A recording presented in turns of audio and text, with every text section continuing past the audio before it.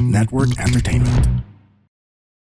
Hello to everyone all over the world. Magkasama na naman tayo sa isang gabing puno ng kwentuhan, tawanan, and mapusong usapan. Ito pa rin ang Ganito Siyan, powered by the Pod Network.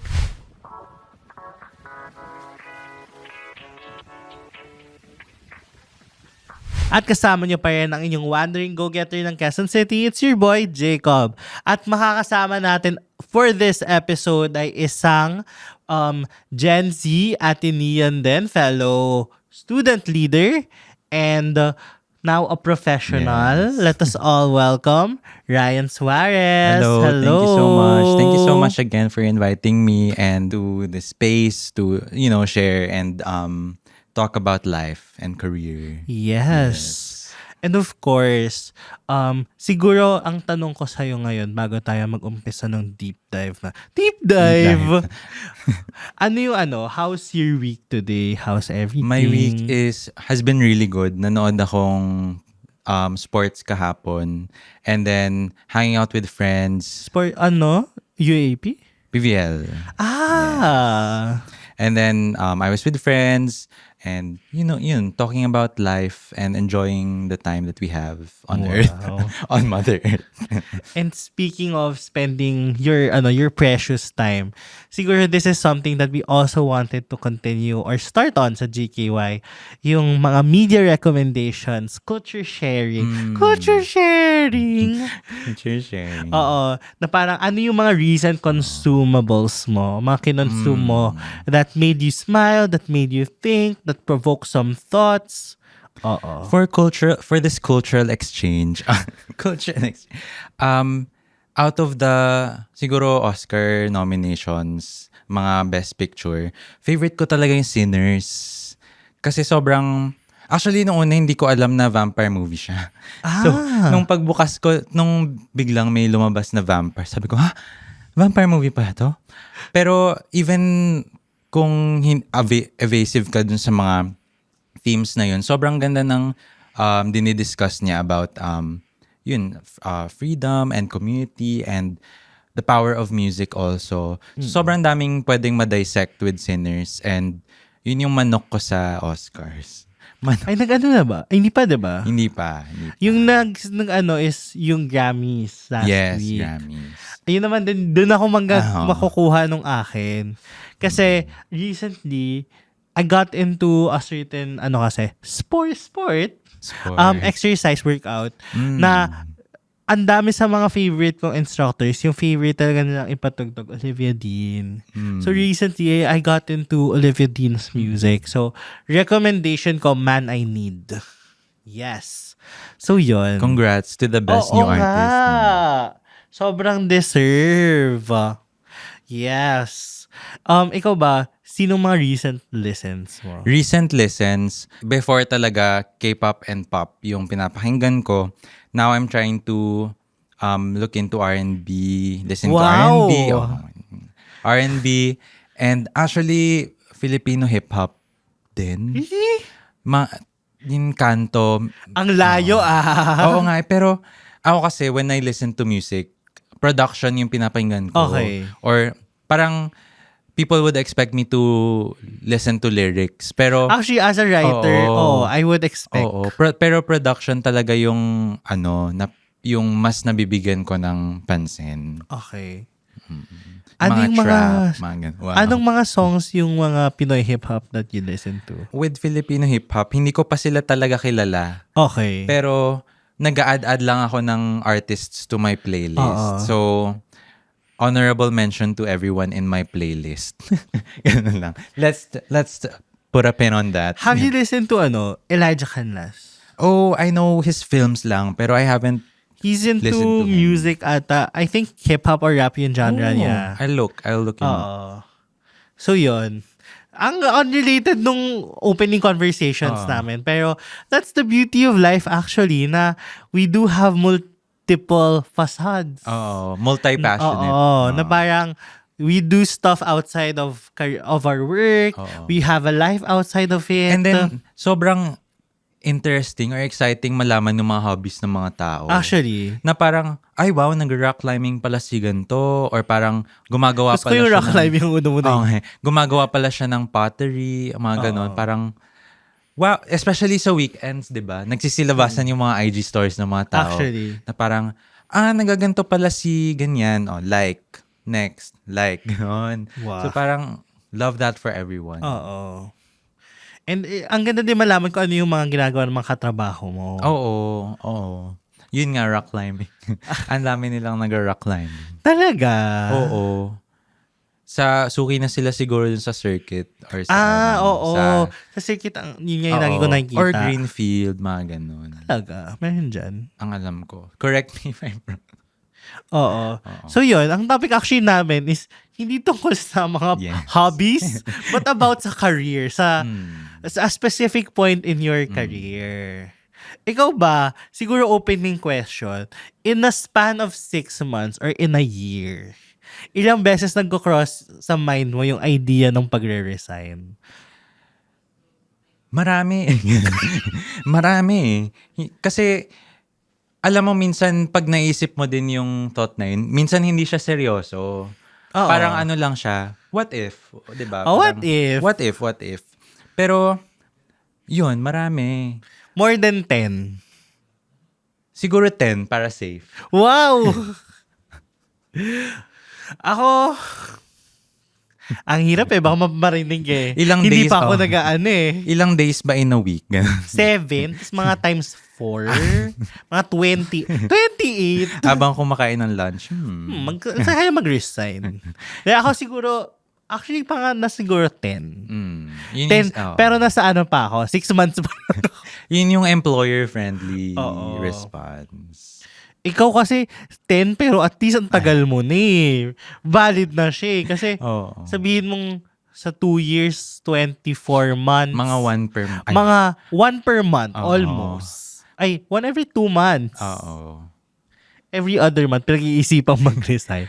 Okay pa yon. Pero kasi kung 10 in 6 months, parang every 15-30 may thoughts Kasi parang minsan 'di ba, pag ginagawa mo yung work, okay, gawin na lang natin 'to. And then after that, yay, movie time. Ganun na agad. Actually, since ako din, kasi nag-work ako sa malapit lang sa area ng Ortigas. So parang sabi ko, okay, after minsan lunch break ko nga, pipila ako dun sa may sa sinehan. Bibili na po akong ticket. Para wala na kayong masabi after 5 o'clock. Tsaka ang ganda ng mga sinehan lately Oo. Parang yung iba may pa-recline na. Oo. So parang talaga siya, ang saya, ganun. Ang saya manood. Go watch movies, guys. Go watch. Yeah. Support your cinemas. Support Filipino movies. Yan. Support the film industry. Yes. Palakasin pa natin. Ang dami magandang movies recently, Oo. Gusto kayo tayo yung nagpo-promote. Okay. Uy, actually, showing today, yung kay Anne and Jericho, The Love One. And actually, if you want to watch Filipino movies, meron ng OneFlix. The Filipino version of Netflix. Oo. Tsaka sa Robinsons. May yung discounted din. 45% off. So many opportunities to sa Galleria, yun yung pinakamura. Ang saya kasi manood din ng local movies kasi sobrang nakaka-relate ka. Di ba, paisip tuloy ako, sabi ko, na-sponsoran ba to? I-edit na lang po natin. Po ba tayo? I-edit na lang po natin. Okay lang.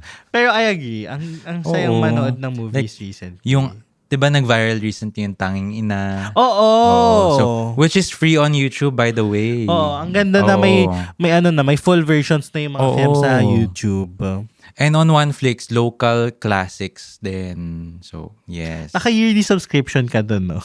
Ano lang, monthly muna. Monthly, trying muna. Tingnan natin kung mag-work. Tingnan natin kung masusulit. Oo. Pero, sige, balik sa trabaho. Balik tayo sa totoong topic. Tapos na po yung ad for OneFlix. Subscribe na lang po kayo. Pero ikaw ba, sa first job mo, did you imagine na tatagal ka dito? Or alam mo na siyang temporary pa lang? Kasi some people, like kunwari yung mga ibang friends ko, nung tinanong ko sila, ikaw ba, nakikita mo longevity dito? Parang they know palang getting into the job na 1 year ko lang to tapos tingnan natin elsewhere. Alam mo, ang promise ko din talaga sa sarili ko, magtagal ng 1 year. Na-achieve naman. At least. Pero parang ang iksi din pala ng 1 year kasi. Talaga ba? Parang sa naranasan ko, maiksi yung 1 year kasi naka-project cycle kami. So parang after 1 year, minsan hindi mo pa talaga nakukuha lahat ng pwede mong matutunan. So, nagtagal pa ako after 1 year. And initially nga, parang iniisip ko kung aligned ba talaga to sa long-term career goals ko. Pero at that time, inisip ko yung what is best for me financially, emotionally, mentally, physically, yung iba't ibang factors na yon. And I do feel like in my workplace na work from home or minsan may mga office days, ganyan, sobrang conducive siya for someone who's trying to adjust to the workforce, ganun. So, ayun, those factors made me stay also. Wow, tumagal siya. Yes. Itong 2 years ka ba? Hindi. Lumagpas lang ng 1 year. Yes. At least nakalampas. Oo. And then, parang sinasabi ko din talaga sa sarili ko na as long as it still aligns with your personal and professional objectives. Parang kung nakakahanap ka pa ng value in the work that you do, or parang you know that it's building up to something pa, or parang wala pang opportunity that is more aligned. So, ayun, I stayed. Oo. Pero as a fresh grad, since nandun yung mga commotions tuloy, eto nandun yung connotations. Yes. Sabi ko, nagkamaninong letter. Nandun yung connotations regarding fresh grads. Did you ever felt yung pressure to stay just to prove something? Yes. Parang may sinasabi ka. Well, hindi naman siya Nagstay lang. pressures ng external, pero more on internal din. Na parang may feeling din ako na ayoko na parang maiksi lang yung period sa track record, parang ganun. Kasi baka maisip ng iba na, ay wala ka namang natutunan dyan. Parang, ba't ka pa nag-stay dyan? Kasi kapag maiksi lang, di ba yun yung connotation? Na parang, pag puro ka lang 6 months. Oo, what skills did you really pick up? Ganyan. So, it was more of internal for me na yung pressure na yun. Pero, meron din mga tao na contractual yung pressure na yun. Na parang, you have to stay for 1 year or you have to stay for 3 years. And I guess it's also for companies to, try to lock in the Gen Z employees talaga. Kaya nga di ako tumuloy eh. Do you want context? Oo. I was actually, tinitis namin siya nung start ng last season, na parang, I'm going to somewhere financially savvy. Tapos biglang, later on, parang, iba na yung tunog nung ginagawa ko. Kasi nga, hindi ako tumuloy doon. Kasi, parang syempre, you kind of realize also na, where will you be after 3 years? Parang okay sana if you are there because you wanted to be there, but not because you are dragged on every single day just to be there. Tsaka, iba talaga yung alam mong yun yung para sa'yo. Kasi, syempre, may mga tao talaga na align talaga yun sa kung anong gusto nila in the long term. So, parang, yun nga, iba-iba din talaga tayo ng context when it comes to career. And, I think yun yung isa sa mga natutunan ko early on, not to compare myself to peers and to mga kabatch, especially for other courses din. Kasi, for example, iba yung sweldo pag, yun nga, FMCG, iba yung sweldo pag bank, and iba rin yung sweldo pag ME. Iba yung sweldo pag DS. Iba sweldo pag NGO work, pag government work. So, parang, when mahirap mag-compare kasi parang sasama lang yung loob mo and then you become bitter, ganun. So parang, you make yourself your own standard. Tsaka, ikaw din yung magiging nega. Ikaw lang yung, ikaw yung mababother. Sila hindi naman sila bother. Kasi mataas sweldo nila. Maganda yung buhay nila. So, yun, parang we make ourselves the standards for our own growth. Tsaka parang, siguro what I realized then is, yung context din nila is iba. Kasi isipin mo din yung, kasi parang sometimes we think na, ay, ang ganda ng buhay niya, ang taas ng sweldo niya. Pero we also don't know yung mga, like, what goes on in their day-to-day. We just know the value that is, parang, the price tag. are you saying that we are, yun nga nabibili? Yun nga yung kinakalaban natin, the commodification of our youth. Diba? Yes. Na we'd look past the financial value of one another. And then also, iba-iba rin yung context when it comes to providing for your families. And kung financially free ka ba or may pinaglalaanan ka bang bills, investments. So, yun. What a crazy... I know. What a crazy world. And yun, since we are on the topic of resigning, sige, magpakatotoo na tayo dito.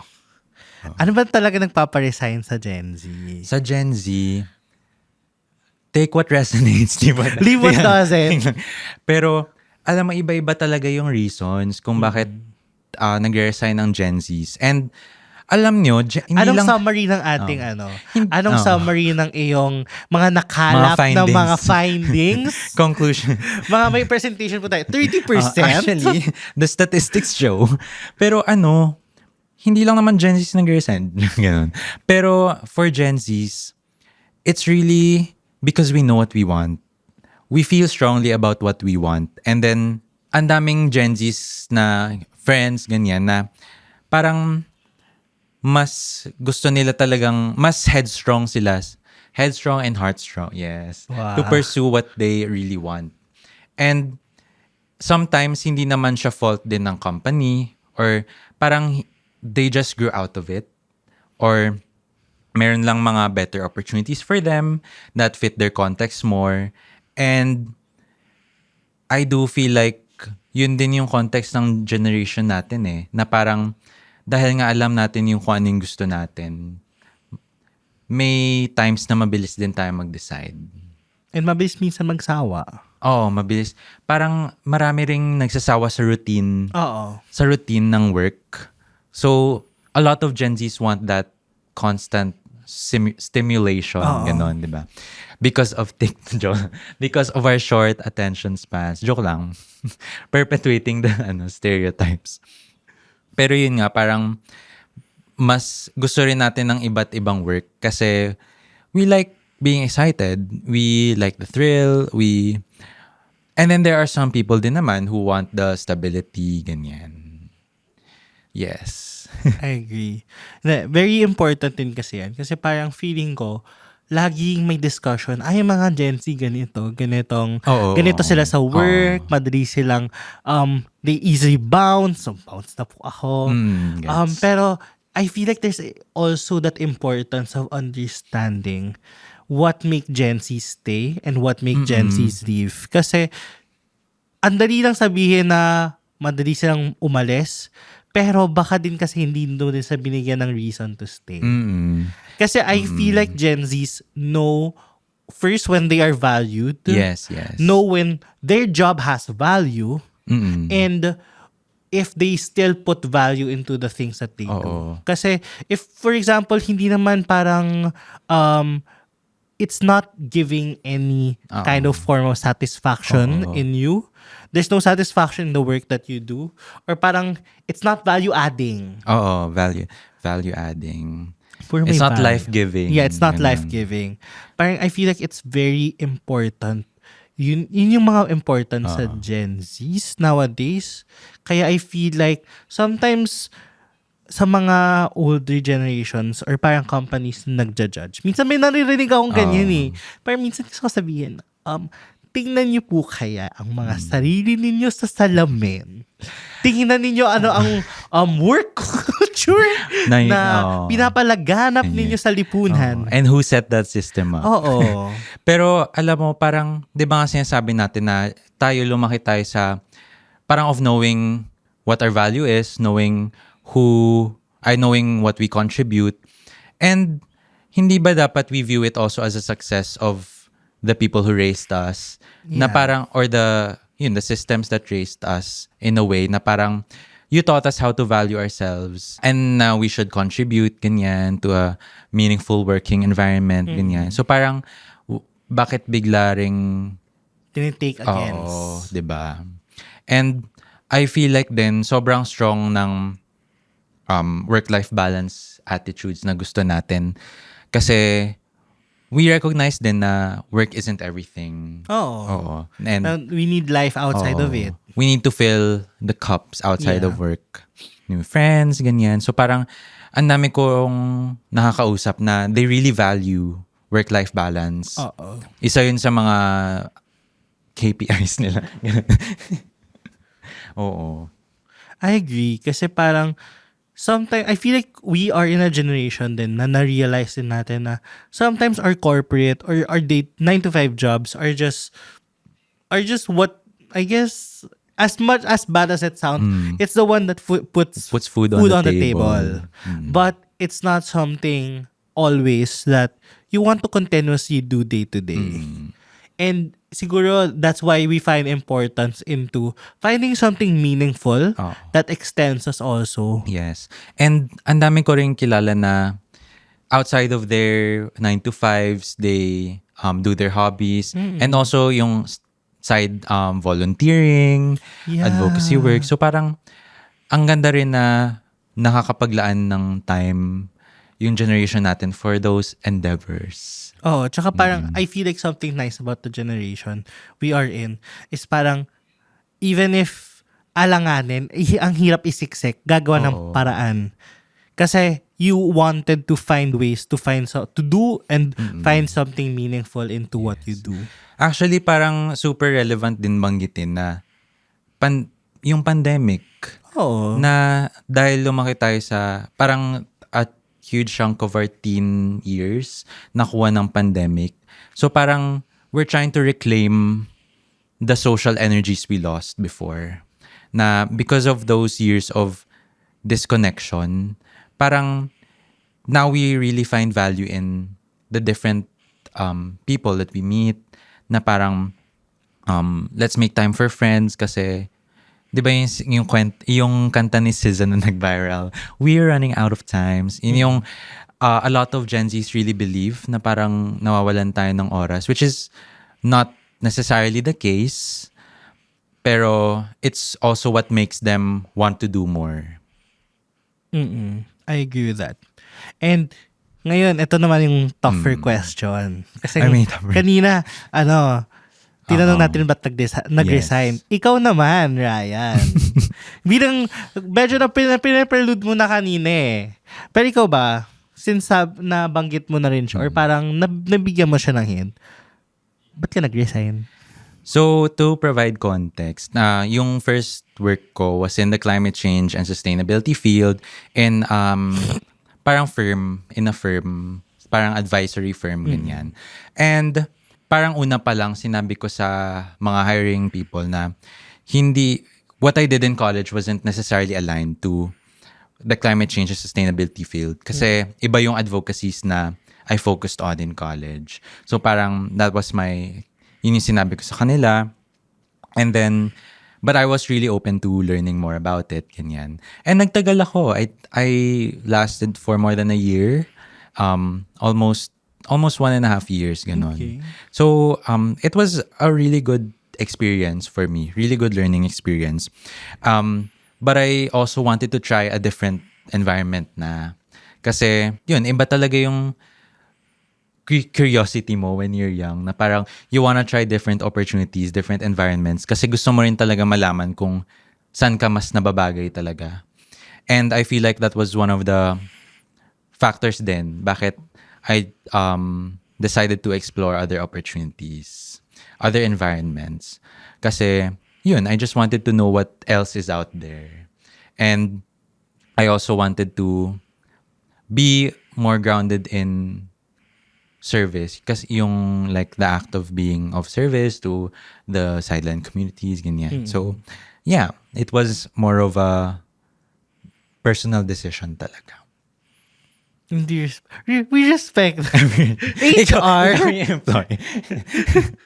Pero I agree, parang sometimes kasi, pag we find ourselves in situations na parang it's not anymore, we wanted to root ourselves into our whys. Oo, yeah. And it's not necessarily na parang, oh, I was wrong. Oo. Parang hindi naman yun yung super experience ko. So parang, it's always going back to who I really want to be. Going back to your roots. Oo, going back to the grassroots. Yes. Pero yun talaga, parang, life is a constant process of discernment. And realigning yourselves Yes, towards where do you want to take your direction, your trajectory. And I feel like it's very important din naman. Every time we constantly reassess ourselves, whether yung parang our current path is taking us towards that trajectory. And whether that's still something that allows us to get closer towards where we want to be. Actually, parang isa din sa favorite things ko to do is to reflect. Sa salamin, joke na.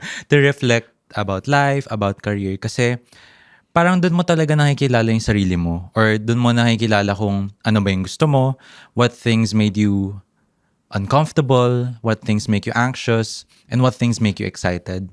So parang throughout the span of the work that I did in that firm, parang naiisip ko na din kung which projects I'm excited about and which projects yung hindi masyado. So parang doon ko napipick up na, okay, dito ako, I see myself more in this path. I see myself more deep diving into that ocean of possibilities. Yes. Saan ka ba lilipat? Sa Marines? Bakit parang paano ba to? Coast Guard? Free diving. Saan ka? Papunta ba tong Scarborough Shoal? West Philippine Sea. Wow. Okay. I agree with that na parang we allow ourselves to find our path. And sit with your thoughts. Oo. Kasi parang may mga taong hindi nagsisit with their thoughts. Naging bashing pala. Pero parang may mga ka ba? May makilala ka ba na tao parang hindi naman nagre-reflect sa mga decision nito? Hindi, parang may mga tao kasing takot maging mag-isa with their thought, to sit alone with their thoughts. Kasi, yun, syempre may times talaga na mabigat, ganun. Pero, if about career, ganyan, parang, ang ganda din talaga to go through it. Go through the questions and analyze where you stand. And where you understand. Tapos parang talking to friends also about fellow, yung mga nahihirapan sa buhay. Hindi naman nahihirapan sa buhay. Pero parang the same questions. Yun. Mapapaisip ni mga kaibigan ni Ryan eh. Hindi pwede naman. tukoy niya. Pero I agree. Pero ito, siguro yung tanong kong next is, ang dami kasing connotation sa Gen Zs. Ang daming connotation sa workplace, into their work ethic, their work behaviors, and everything. Would you say, reklamador ba talaga yung mga Gen Zs? Or it's just that mas aware lang tayo sa boundaries natin? Yeah, mas aware tayo sa boundaries natin. Mas pinapangalagaan natin yung personal, yung self-care, di ba? Values. Self-care, values, ganyan. So parang,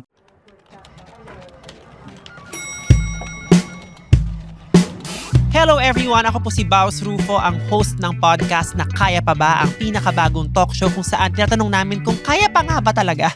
No, it's an interview show featuring my favorite content creators, celebrities, or just my favorite taga-benta ng turon. Who knows? Go listen to it now on Apple Podcast and Spotify.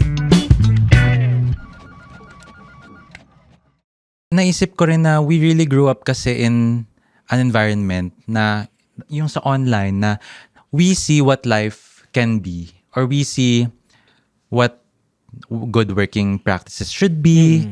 We see what life is for other people.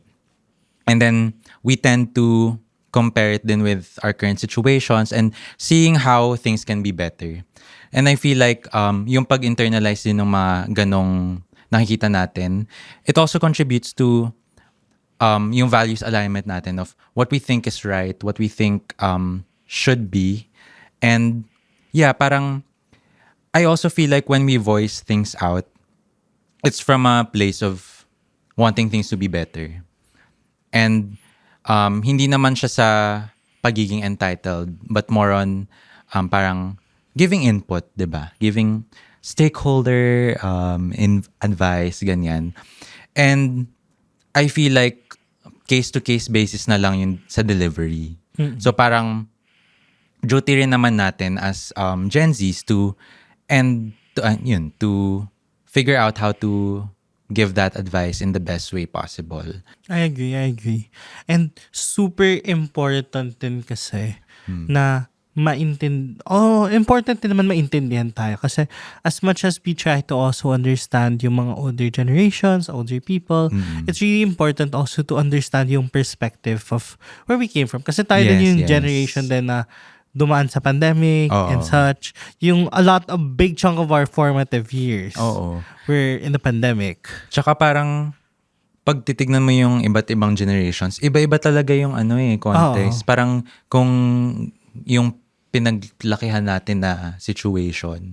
So parang pag naiintindihan mo rin yung pinanggalingan nila, parang mas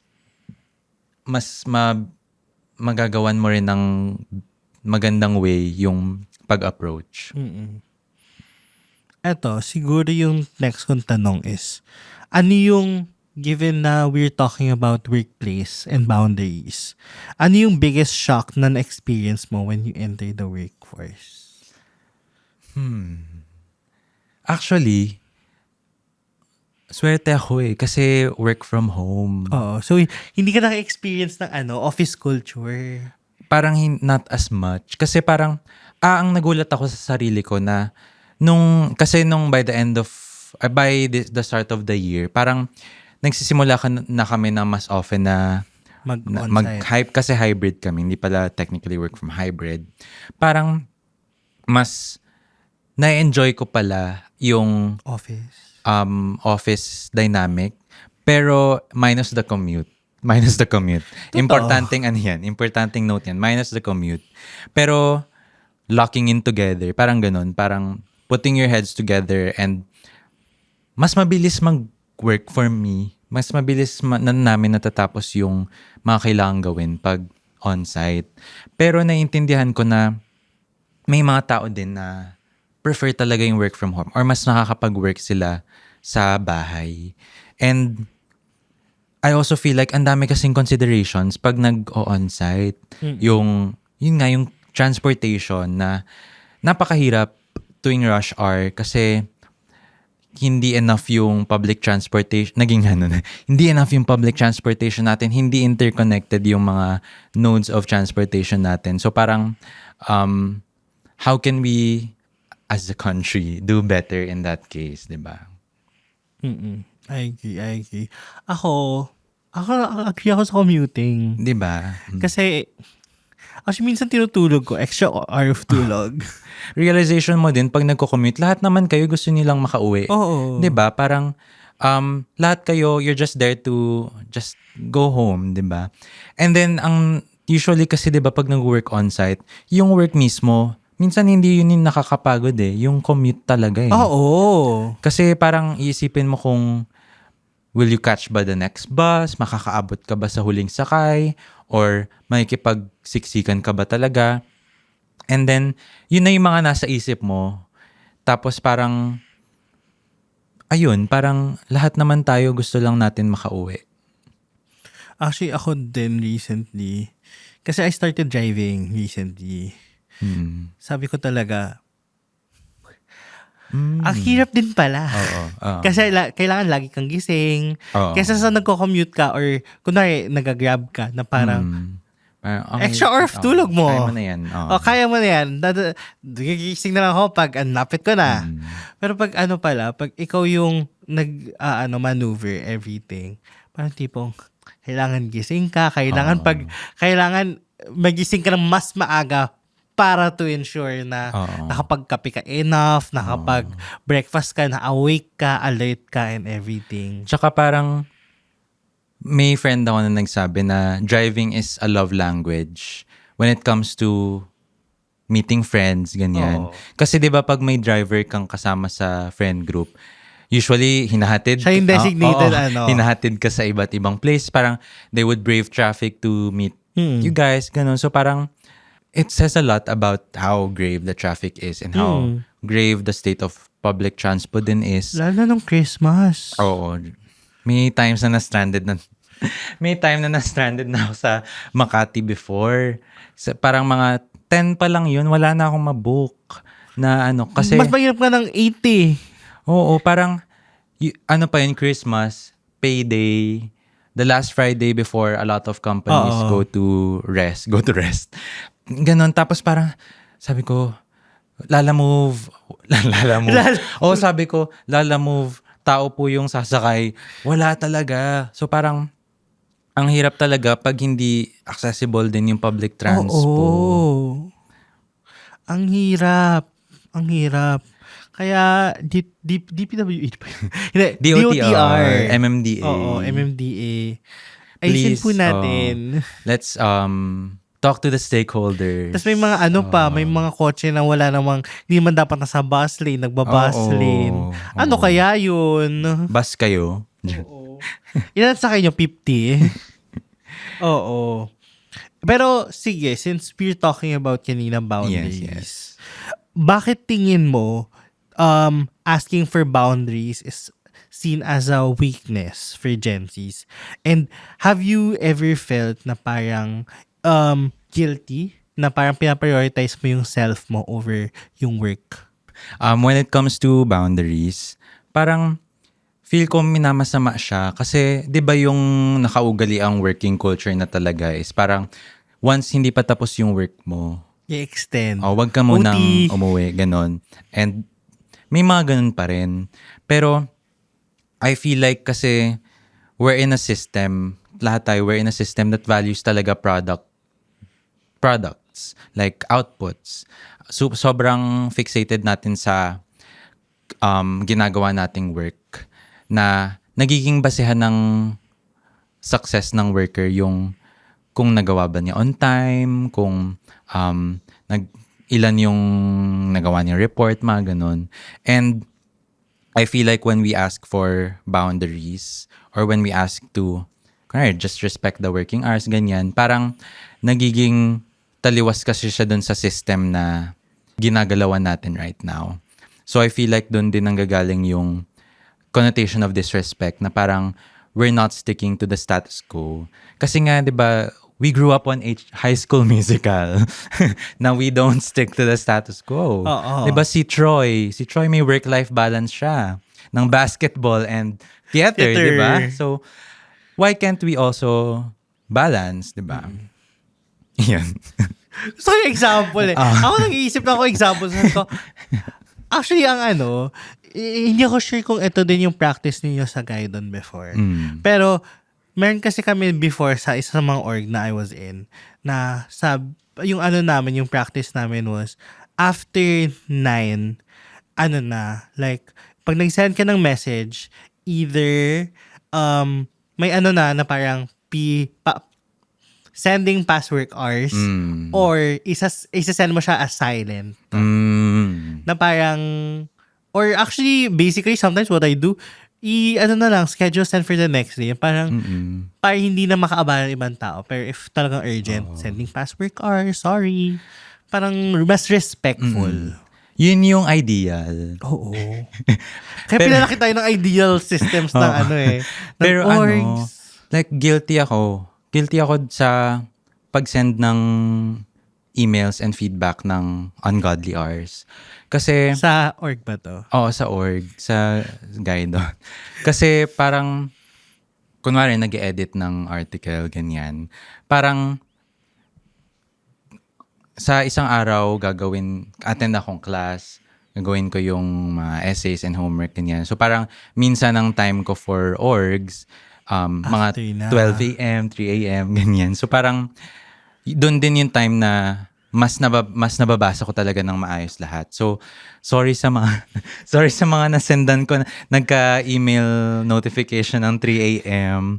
Pero parang lagi ko naman sinasabi na kahit 8 a.m. na or kahit wala kayong responsibilidad mag-reply. parang I'm not entitled to a reply from you at this time. And pero kasi syempre pag EIC mo yung yun nga parang din tipong yun nga din yung replyan ko siya.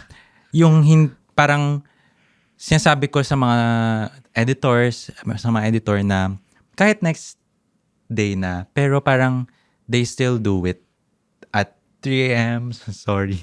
So parang yun din yung mga hindi natin naiisip na dynamics when it comes to positions of power, ganyan, positions of authority na kahit sabihin mong bukas na lang, ganyan, parang some people still get the urge to do it as soon as possible.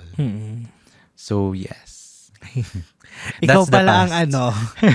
na-experience mo palang maging yung other side of the table naman. Yung mapang-aping boss. Uy, joke lang. Magsalita na po ang lahat ng mga Ito na po yung opportunity. Wag niyo po i-dislike yung podcast. Pero yun, I agree with that. Parang minsan kailangan din natin maging more considerate to others. And then parang, for example, yun na students kami naman lahat. So parang, there were also editors who told me na okay lang na mag-feedback ka ng 3 a.m. At least, pagising namin, andyan na. Parang ganon. Or parang, when we wake up at like 10 or 11, parang okay na parang ma-action na rin. Ang saya naman nila ang gising na 10. Kasi yung school nila is afternoon. May mga ganun, di ba, pag college. Oo. Na prefer nila yung hapon, paggabi, over morning. Sana happy sa schedule nila. Sana continuously happy kayo sa mga schedule na nakuha ninyo. Pero eto, bakit another laging na-mention is job hopping. So, ba't masama pa rin yung tingin sa job hopping? And do you think staying in one company can already define success? I think iba-iba tayo ng KPIs. Yun na naman KPIs. Pero I think... Ano KPIs mo this year? Ganon. Intentional. Wow. Pero I think, yun nga, iba-iba tayo ng metrics of success for our lives.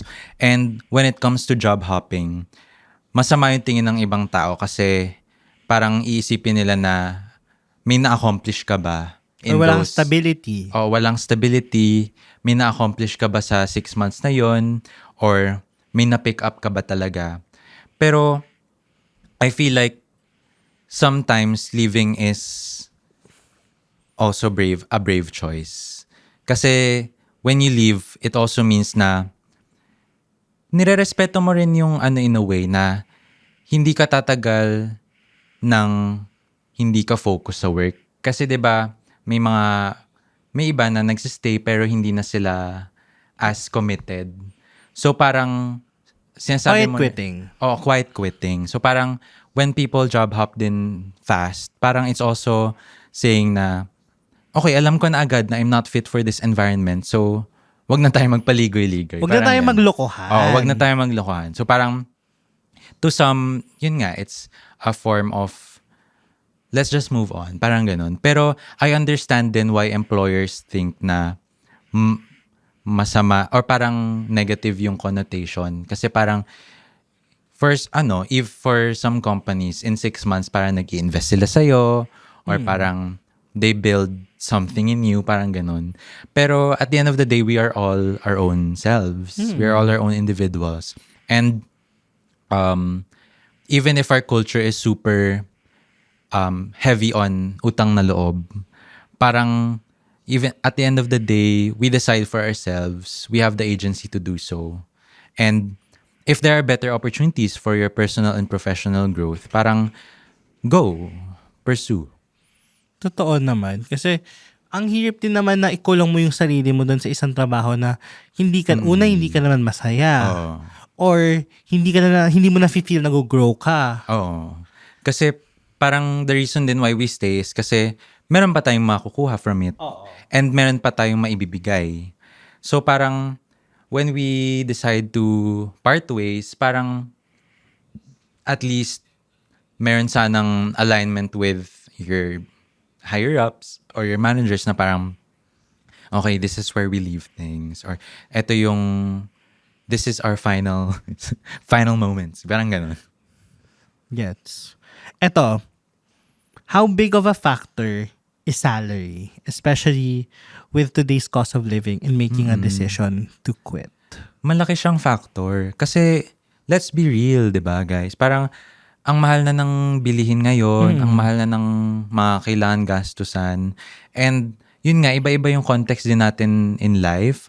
So, parang hindi lahat may privilege magstay or hindi lahat may privilege tiisin ang mababang sweldo or tiisin ang wage na hindi livable. So, kaya rin, di ba, parang may sinabi si Alex Ayala na parang she experiences pressure pero iba yung pressure na nararanasan ng mga breadwinners trying to provide for their families. So, di ba, sinasabi nga nila na money makes the world go round. Parang ganon. And, syempre, without the means to live, paano ka mabubuhay? Paano ka makakapag-provide for the people who depend on you? So, yes, malaki siyang factor. And, yun, malaki siyang factor. Tsaka, gusto ko din idagdag. Yung parang tipong di ba sabi mo, money makes the world go round. Minsan, money can buy happiness. Kasi, lalo na kunwari, peace of mind as well. Yeah. Yung peace of mind and happiness or parang the thought also na hindi mo iisipin how to live day by day. Oo. Yung hindi mo iisipin kung may pambayad ka pa ng bills. Oo. Yung, for example, happiness also in the sense na having the financial capabilities to bring yourself to therapy, yes. to cheat your kung ano man yung nafe-feel mo. And pursue your craft. Oo. And sometimes it's a big factor also, especially kapag you're choosing between two companies. Like may offer ka na. Like parang it's hard then to turn down an offer na higher. Pero ang hirap din minsan kapag masaya ka sa company kung nasan ka, may offer na higher. Pero ang hirap din ng mataas ang sweldo pero hindi ka masaya. Yun din.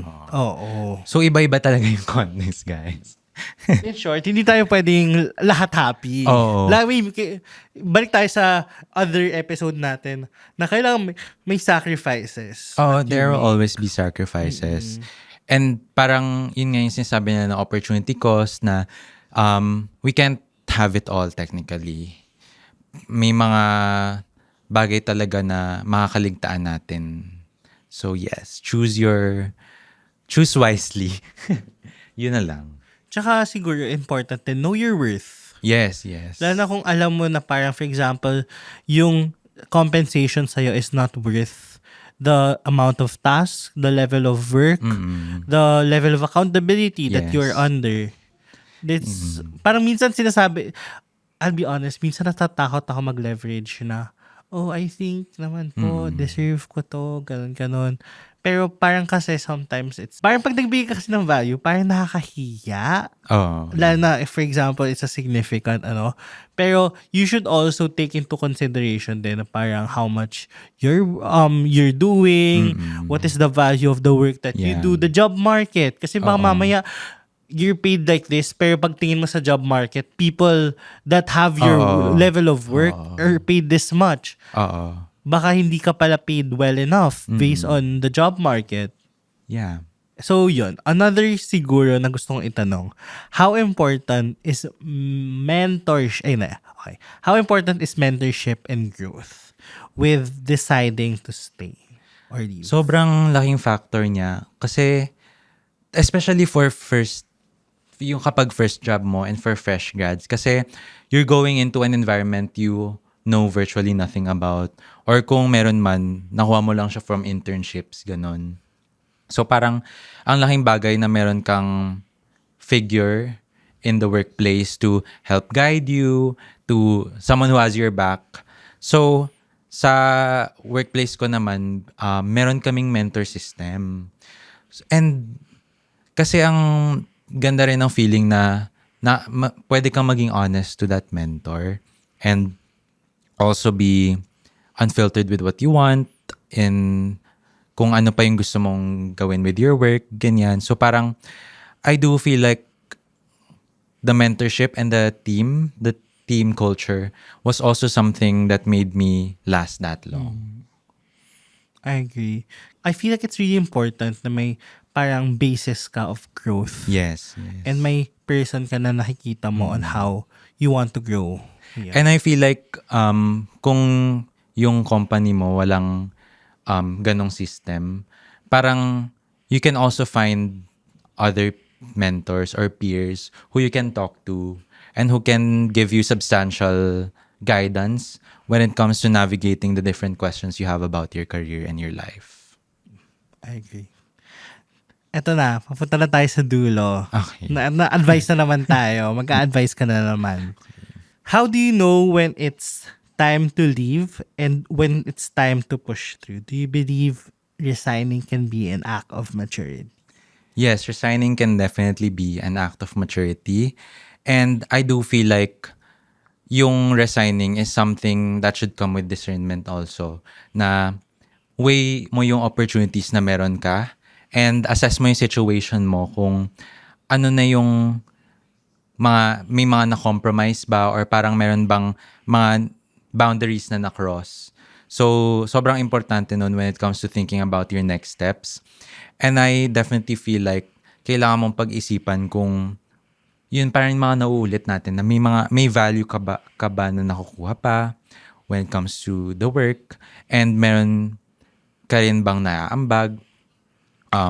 Seeing also your trajectory in a bigger picture na parang is what you're doing going into the direction that you want it to be or meron bang opportunities that will make you become the person that you want to be in the future. So, ayun, lots of different questions to ask yourself. And at the end of the day, resigning is a step forward sa kung saan mo gustong tumungo sa buhay. Wow. Yes. Etong pinaka-last question for today. What would you tell a Gen Z who's thinking of resigning but feels guilty? Maraming ganon. I think kailangan mo tanungin yung sarili mo kung bakit ka nagigilty. Kasi kailangan mo talaga alamin kung ano yung kung bakit may nararamdaman kang ganon. And is it a company thing? Is it a self thing? Ganyan. But at the end of the day, you always come back to those questions na parang, why am I working here? Bakit ka nandito? Ano pa yung mabibigay mo? Kasi there's something that I was told by a friend na parang they can always replace you. Parang gano'n. Diba? Parang we're all cogs in the system. Gano'n. Na if they find value in you, they will invest in you. And if you feel strongly talaga about departing, maybe that's where you're meant to go. So, kasi yun nga, 'di ba, parang nabanggit natin kanina na yung Filipino culture of utang na loob or staying in debt to the people who nakinupkup ka, parang ganun. And I feel like as career professionals, then there's this sort of analysis and discernment where your where the career path where you want your career path to be. Ganon. Okay. Na ano yung words? Okay. Yes. Thank you so much, Ryan. Thank you so much for spending Thank you. your time with us here. And I know, parang siguro, I'm not sure if it's people resigning, people who want to think of resigning, people who are still on their jobs or people who are still Oo. navigating their first jobs, I know maraming makaka-relate sa episode na to. And ako personally, ang dami ko din natutunan sa'yo. Kahit honestly, feeling ko hindi ko pa naman iniisip right now. Akala ko ba 4 times? Mga 2 weeks ago. Pero, yun. So, super na-enjoy ko yung conversation natin na to. And I'm really excited din. Basta ka pupunta. Thank you. And sana meron ding nakuha yung listeners. Parang kahit at the end of the day, parang dapat may counter kung ilang beses ko na sinabi yung at the end of the day. Pero, yun nga, lagi naman iba-iba yung context natin. So, parang wala din tayong one size fits all advice or solution. So, ayun nga, take what resonates, leave what doesn't. And I genuinely hope na we get to answer the questions that we have for ourselves. I agree. And yun, kung nagustuhan niyo tong episode na to, you are streaming it on either Spotify or YouTube. Sa YouTube, it's a Ganito Kasi Yan podcast. Subscribe na kayo. Comment your thoughts on resigning. Ba't ka ba nagsistay sa trabaho mo? Bakit ka ba nag-resign? And siguro kung ano lang yung na-pick up ninyo. And on Spotify also, hit the notification bell. Give us 5 stars. And thank you for keeping us charting in the Spotify podcast charts. Thank you guys. Super duper.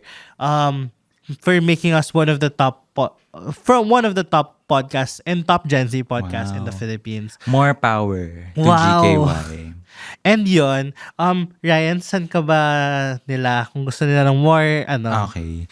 I'm on Instagram. It's a personal Instagram, but it's at @RGBSRZ_. I'm also developing a TikTok. It's at RGABSZ. I-ano na lang natin yan dyan. Ganun. And then also LinkedIn if you wanna connect. Ganyan. So, ayun. Thank you again for GK White for the opportunity to share. And thank you, Ryan. Sino ba naman ako? Wah!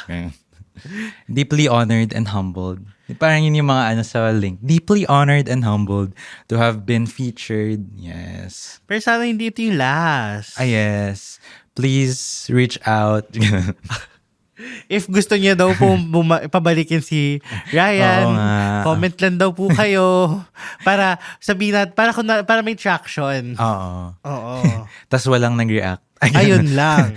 Bye-bye. Ganun. Pero yun, thank you so much, Ryan. And sana ay may napulot kayo sa pagsama ni Ryan sa atin. And of course, I don't think this is the last. Dahil may part 2 tong episode with Ryan. And kung gusto nyo itong episode na to, why not post it on your IG stories and use the hashtag GKYPod, #Ganito Kasi Yan, and tag us. It's at GKYPod on all social media platforms. And you can tag me as Charles Jacob on all social media platforms. And lagi po nating pakatandaan, kung naiisip mo mag-resign, maybe sign na yan, mag-resign ka na nga talaga. At ito pa rin ang Ganito Kasi Yan.